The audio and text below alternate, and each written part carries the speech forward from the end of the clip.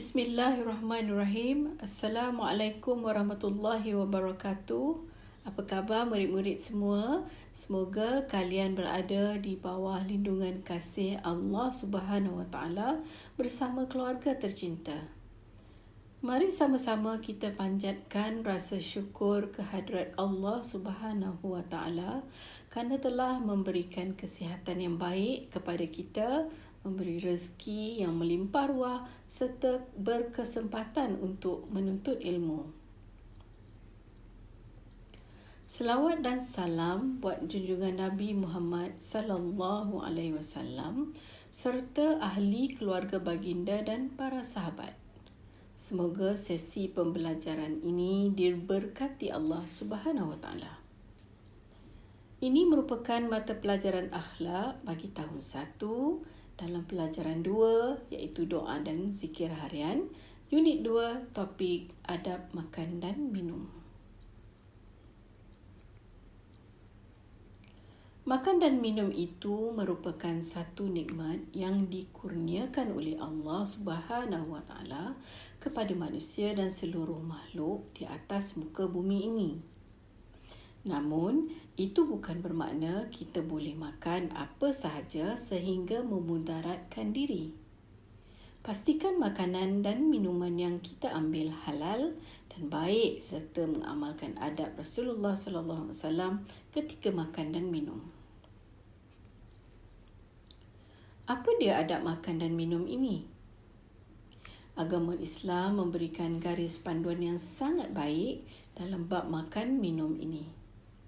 Adabnya dibahagikan kepada 3 bahagian iaitu adab sebelum makan, adab ketika makan dan adab selepas makan. Adab pertama adalah membasuh tangan dengan bersih. Di akhir video ini ada dinyatakan cara-cara membasuh tangan dengan betul. Adab kedua adalah duduk dengan sopan dan yang ketiga, mulakan makan dengan membaca basmalah iaitu Bismillahirrahmanirrahim dan diikuti dengan bacaan doa makan.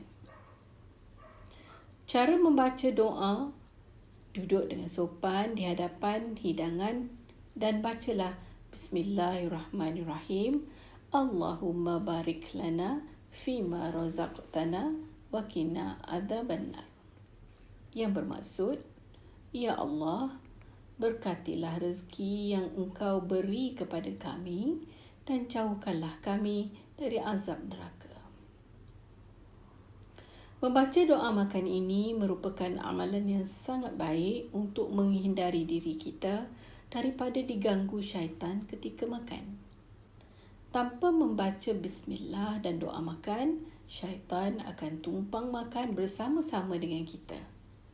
Syaitan sentiasa menghasut kita untuk makan dengan rakus, gelojoh dan makan banyak-banyak. InsyaAllah dengan membaca doa, makanan dan minuman yang kita makan ada keberkatannya. Selesai bahagian 1 adab makan, iaitu sebelum melakukan makan dan minum. Bahagian kedua adalah adab ketika makan. Indahnya Islam kerana mengutamakan keharmonian hidup melalui adab-adab yang diajarkan kepada kita. Adab ketika makan yang pertama adalah makan menggunakan tangan kanan. Kedua, mengambil makanan yang paling hampir dengan kita dahulu.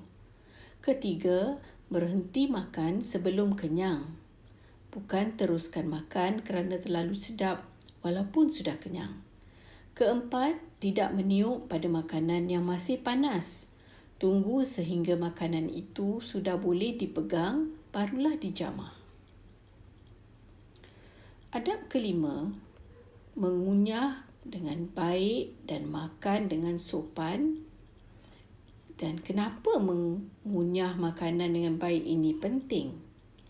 Mengunyah dengan baik akan membantu menghadamkan makanan. Keenam, tidak berebut-rebut ketika makan. Dan ketujuh, beri keutamaan kepada orang yang lebih tua, seperti beri laluan kepada ayah ibu dahulu untuk mengambil makanan Ataupun kalau ada makan bersama muallim ataupun muallimah, benarkan mereka mengambil makanan terlebih dahulu. Setelah selesai makan, kita lakukan adab selepas makan pula. Pertama, membaca doa selepas makan. Kemudian, mengutip sisa makanan yang terjatuh di tepi pinggan. Ketiga, bangun daripada tempat duduk dengan sopan supaya tidak mengganggu orang yang masih makan di sebelah kita. Walau bagaimanapun adalah lebih beradab sekiranya kita tunggu semua orang selesai makan barulah bangun. Terakhir sekali, basuh tangan dengan bersih dan bantu ibu mencuci dan mengemas pinggan di dapur. Jika perlu, buang sampah di tong sampah. Doa selepas makan adalah Alhamdulillahillazi at'amana wa saqana wa ja'alana minal muslimin. Bermaksud, segala puji bagi Allah yang telah memberi makan dan minum kepada kami dan yang telah menjadikan kami dalam golongan orang Islam. Mari pelajari adab minum air. Pertama, pegang cawan atau gelas dengan menggunakan tangan kanan. Kedua, minum sambil duduk, bukan berdiri atau berlari. Minum dengan sopan, jangan minum berbunyi atau sekali teguk. Sebaiknya minum dengan 3 kali tegukan kerana ia boleh menghilangkan dahaga. Selain itu, jangan sekali-kali minum melalui moncong cerik atau jug. Sebaliknya, tuang air ke dalam gelas sebelum minum supaya orang lain tidak minum sisa minuman kita. Kita juga ditegah untuk bernafas di dalam bekas minuman kerana dikhawatiri gelas itu akan berbau busuk. Mari lihat cara membasuh tangan dengan betul. Mungkin sekarang ada banyak video yang ditayangkan di televisyen tentang cara membasuh tangan supaya terhindar dari segala jenis kuman dan virus. Sebenarnya, Islam sudah lama mengajar kita cara mencuci tangan yang betul.